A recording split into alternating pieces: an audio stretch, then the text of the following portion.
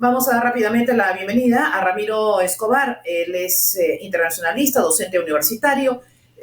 Hoy estamos en un día, el día número 70, si no me equivoco, de la invasión de Rusia a Ucrania. Pero además también se menciona mucho la próxima fecha, el 9 de mayo, que tiene un hito. Pero también, además, Rusia ha anunciado, entre otras cosas, por ejemplo, que se retira el banco de esta plataforma que es el SWIFT. Ramiro, muy buenas noches, bienvenido a Onda Digital Televisión, saliendo por canal 794 de Cable Más. ¿En qué momento estamos y desemboca el peligro es desembocar en una guerra mundial? ¿Cómo te va, Milagro? Gracias por esta entrevista. Mira, yo siempre he dicho que una guerra mundial es un fenómeno bastante más complejo, ¿no? Involucra el enfrentamiento entre dos potencias, involucra la participación de países de otros continentes.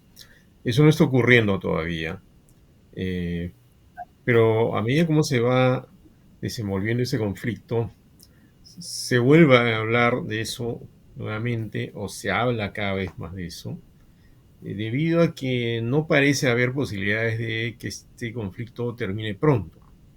Más bien lo posible es que se prolongue en el tiempo y además eh, tanto los representantes norteamericanos como los representantes rusos agitan el susto nuclear. En el fondo hay una doctrina, una teoría más bien que explica bien que este es un juego del miedo, digamos, que también se hacía en la Guerra Fría, que consiste en que ninguna de las potencias va a apretar realmente el botón, pero hacen esto justamente para permitirse hacer algunas cosas como Rusia. Es decir, como saben que si aprietan el botón nuclear, se autodestruyen todos. Entonces, constantemente lo están mostrando para demostrar poder y para que Rusia pueda hacer lo que está haciendo en Crimea. Lo que ocurre, Milagros, es que a Rusia no le han salido todas en Crimea. Es más, creo que no le ha salido ni la mitad, a pesar del discurso oficial, ¿no? Que ya cumplió su objetivo, etcétera, o llamar a la invasión, incursión militar. La resistencia ucraniana ha sido muy grande y además las sanciones han sido muy grandes y creo que imprevistas en alguna medida por Rusia. Entonces, esto creo que está haciendo en este momento que Vladimir Putin amague de negociar con el secretario general de la ONU, o por lo menos conversar con la propia Ucrania, pero en el fondo creo que está tratando de procesar el momento difícil que está viviendo, lo que no le salió, y eso probablemente anuncia que el periodo armado de uso bélico, el periodo bélico va a ser más largo, ¿no? ¿De dónde financia Putin tanta guerra? Bueno, Rusia, como es uno de los principales proveedores de gas del mundo y tiene las mayores reservas de gas, tiene lo que se llama un fondo soberano, es decir, un fondo que se eh, llena, digamos, en base a las ganancias que ofrece la venta de hidrocarburos, en este caso el gas. Entonces, esos son miles de millones de dólares. Entonces, con eso puede financiar la guerra. Sin embargo, ya está teniendo problemas también a nivel financiero, porque varios bancos han sido bloqueados en el exterior, en Estados Unidos, en la Unión Europea, bancos rusos, ¿no? Y ahora hay una noticia de hace unas horas que anuncia que la Unión Europea, ¿no? El Consejo Europeo, que es el que gobierna de alguna manera ejecutiva la Unión Europea, está anunciando incluso bloquear toda la importación de gas de Rusia. Un paso difícil porque hay países como Polonia o como Bulgaria que dependen el 70% de la provisión de gas ruso.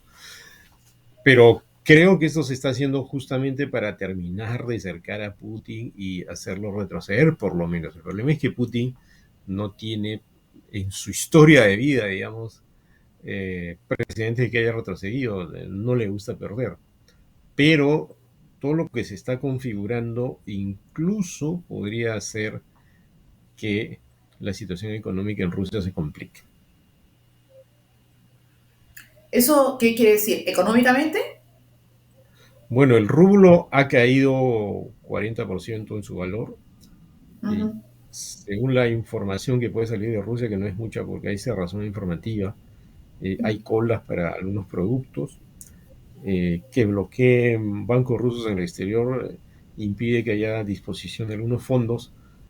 ujú. Además, si finalmente bloquean toda importación de petróleo ruso o de gas ruso hacia Europa, entonces sí Rusia se va a ver en grandes problemas, aunque tenga esos fondos que le permiten sostener una guerra. Una guerra cuesta mucho, ¿no? Así Cuesta es. mucho, sobre todo en vidas humanas, sobre todo en armamento, en movilización de tropas, gasolina, combustible, comida para las Alimentación. tropas, Así es. alimentación. Entonces, no es algo que se pueda sostener mucho tiempo, salvo que como en la Segunda Guerra Mundial hay un objetivo supremo, ¿no? De tener en esa época a un tirano como Hitler, que era una amenaza literalmente para el mundo. Pero en este caso no parece muy racional de parte de Putin o de su equipo de asesores hacer esto en nombre de la invasión de un país que, claro, es estratégico, geopolíticamente es importante para Rusia y también para Europa, pero había alternativas para negociar. Y tal es así que en la reunión con Guterres, el secretario general de la ONU, ya Putin deslizó esa posibilidad. Dijo que, bueno, que las negociaciones no están cerradas, lo que quiere decir que a pesar de su agresividad, de su discurso triunfalista, también está pensando que esto en algún momento va a tener que acabar. Pero en la medida que simultáneamente actúe en él el deseo de no perder, entonces es posible que esto no acabe pronto, ¿no? Sino dentro de varias semanas, meses. Algunas personas dicen que dentro de un año, ¿no? Ojalá que no, porque cada día que pasa hay más muertos, heridos y destrucción, ¿no? Y finalmente, se ha hablado de la fecha del 9 de mayo. Bueno, el 9 de mayo se conmemora el fin de la Segunda Guerra Mundial. Entonces los rusos están poniendo en escena algo que era esperable, ¿no? Y es que ellos se consideran uno de los grandes artífices de la derrota de Hitler, lo que en rigor es cierto, ¿no? Y es más, la mayor cantidad de muertos en los enfrentamientos para detener a Hitler eran soviéticos, ¿no? En ese momento Rusia era la locomotora soviética, entonces es verdad que muchos soviéticos ofrendaron su vida, pues, para librar al mundo de este tirano, ¿no? Entonces creo que Putin lo que va a hacer es eh, levantar esa imagen, hacer una gran conmemoración eh, de Rusia como un país vencedor, ¿no? A pesar del sufrimiento que por supuesto es reconocido por Occidente y por cualquier persona que esté informada de lo que fue la Segunda Guerra Mundial. Pero lo que ocurre es que también se anuncia la posibilidad de que ese día Putin haga algún anuncio importante en relación a la guerra, ¿no? ¿No? Un anuncio tal vez unilateral, ¿no? O sea, algo así como que en la lógica que celebran un país vencedor, bueno, ahora anunciamos que vamos a ir hasta el final o algo de ese tipo. No se sabe bien qué todavía, pero es posible que el 9 de mayo haya algún anuncio importante y haya un giro importante en ese enfrentamiento bélico. Porque no hay que olvidar, Milagros, que Putin en episodios anteriores, cuando ha habido problemas al interior de Rusia, por ejemplo, en una escuela, en Beslan, ¿no? Que es un pueblo de Osetia del Sur, un lugar que también está en rebeldía frente al país donde está y apoyado por Rusia. Bueno, se metieron unos terroristas a una escuela y bueno, entraron a sangre y fuego y mataron a los terroristas, pero también a los niños y maestros, ¿no? Cuando hubo un ataque, al parecer, de terroristas chechenos en Moscú, dentro de un teatro, gasearon a los que estaban adentro y también murieron varias personas. Entonces, no parece haber en las previsiones de Putin la posibilidad de perder, ¿no? Correcto. Tal vez las circunstancias lo encimen, lo arrinconen, pero lo que provoca cierto temor es que es una persona que puede tomar alguna decisión radical como esta que yo señalo, ¿no? Dentro del marco de ese conflicto bélico, y eso sería terrible, ¿no? Y Por ahora supuesto. hay un dato adicional, que ahora hay bombas atómicas más pequeñas, no, no con las Hiroshima y Nagasaki, con las cuales se podría hacer incluso algún gesto terrible de usarlas, o por lo menos de amenazar con usarlas, que agitaría pues la paz mundial. Esperemos que no ocurra, pero el problema es que nos estamos enfrentando a un líder político que curiosamente antes de la guerra tenía cierta aceptación e influencia, pero ahora se ha embarcado una aventura bélica por razones estratégicas que son en Ujú. parte comprensibles, por el miedo que tiene que la OTAN se le meta al barrio, pero me parece que no está previendo las consecuencias y Correcto. en ese escenario puede tomar una decisión radical, ¿no? Magnífico. Muy bien, Ramiro, pues muchas gracias por estos alcances que acabas de hacer, porque ya está visto que sí nos tiene que interesar lo que pasa en el mundo.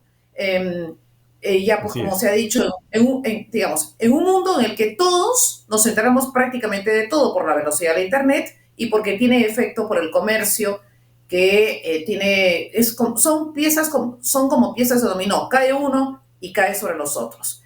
Ramiro Si me Escobar, permites algo chiquito, Milagros, sí, en relación sí. con eso, por ejemplo, parte de los problemas económicos que estamos teniendo acá y en otros países en relación con el trigo, los fertilizantes, tienen su origen en la guerra en Ucrania, ¿no?